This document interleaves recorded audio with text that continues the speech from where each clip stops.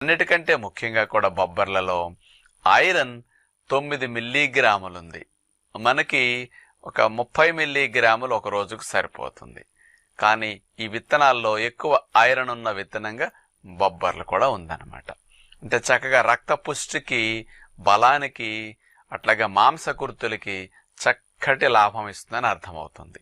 మరి 100 గ్రాముల బొబ్బర్లలో 24 గ్రాముల ప్రోటీన్ అంటే మేక మాంసంలో 21 గ్రాము ప్రోటీన్ ఉంటుంది 100 గ్రాముల మేక మాంసం.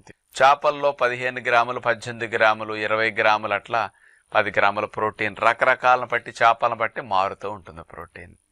కోడి మాంసంలో 24, 25 గ్రాముల ప్రోటీన్ ఉంటుందన్నమాట 100 గ్రాములు తీసుకుంటే. బొబ్బర్లలో సేమ్ చికెన్ వల్లే 24-25 గ్రామ్స్ ప్రోటీన్ అన్నమాట. మరి తక్కువ ఖర్చులో